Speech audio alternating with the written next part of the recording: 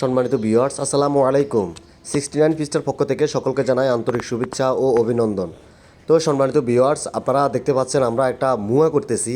তো এই মুয়ার মধ্যে আমরা করলা করব, ঠিক আছে, মানে করলা চাষ করব। তো আমরা করলার বীজ রোপণ করব, কারণ আগাম যদি করলা রোপণ করি তাহলে সামনে ভালো একটা দাম পাওয়া যাবে। এর কারণে আমরা করলা রোপণ করতেছি। তো আমরা গর্ত করছি প্রথম খন্তা দিই, পরে দা দিয়ে ফিটে ফিটে শাকগুলোরা ভেঙে দিয়েছি। এরপর আমরা এখানে গোবরের গুঁয়া, মানে গোবর আর কি, পচা গোবর আর হচ্ছে মুরগির হাঁস মানে মুরগির বীজটা আমরা এগুলো দিই, মিক্স করি। তো এগুলোর সাথে দিচ্ছি, মিক্স করে একবার মাটির সাথে মিক্স করে দিচ্ছি। আপনারা দেখতেছেন মাটি তো প্রচুর তস আছে। তো আমরা এগুলা মিক্স করে দিই, আমরা এখানে রোপণ করব। এগুলা দেওয়ার উদ্দেশ্য হচ্ছে আমরা ওই মাটিয়া সার মানে টিএসপি সার দেওয়াচ্ছে আমরা যখন এগুলা দিই তখন এগুলা অনেক কার্যকারী, ঠিক আছে। তো এগুলা গাছেরও বলিষ্ঠ করে এবং গাছও প্রচুর পরিমাণে মোটা হয় এবং শক্তিশালী হয়। তো আমরা এর কারণে গোবরের বীজটা মানে গরুর গোবর আর হচ্ছে মুরগির বীজটা আমরা এগুলার মিক্স করি, এগুলোর সাথে দিছি। তো এই যে দেখছেন জমিনও মানে এই জায়গাতেও প্রচুর পরিমাণে হাঁস আছে। তো আমরা এইখানে রুমু করলা, ঠিক আছে। তো করলা এগুলো হলো হাইব্রিড করলা, এগুলা মানে লতা বায়ের সময় ধরে। তো আমাদের মুয়া করার সম্পূর্ণ শেষ, মিক্স করা শেষ। আমরা এখন করলার বিচি রোপণ করবো ইনশাল্লাহ। তো আমরা করলার বিচিগুলারে ঢালি নিয়েছি একটা ফ্রিজের মধ্যে। তো ফ্রিজের মধ্যে ঢালি নেওয়ার উদ্দেশ্য হচ্ছে যে তাড়াতাড়ি আমরা এখন রোপণ করা যায়, ঠিক আছে।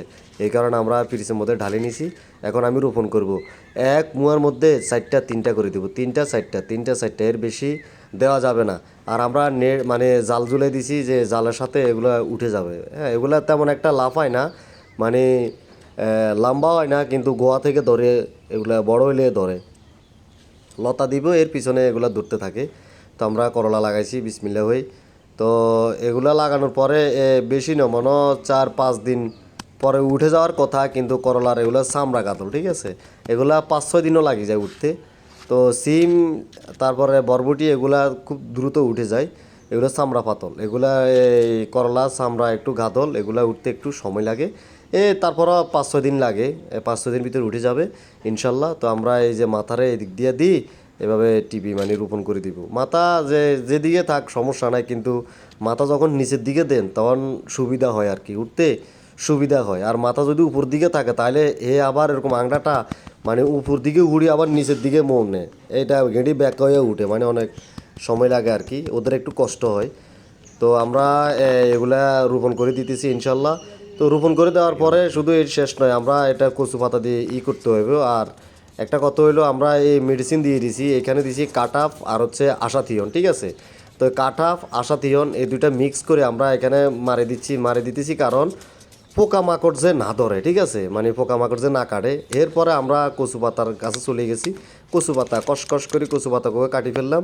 কাটিয়ে পরে এগুলা কচু পাতা দিয়ে আমরা ঢেকে দিলাম। ঢেকে দিলে হয় কি, যখন প্রচুর পরিমাণে রোদ উঠে তখন এই পাতা দিয়ে ডাকছি না, ওই জায়গা দিয়ে তস থাকি যায়, ঠিক আছে, ভিজা থাকি যায়।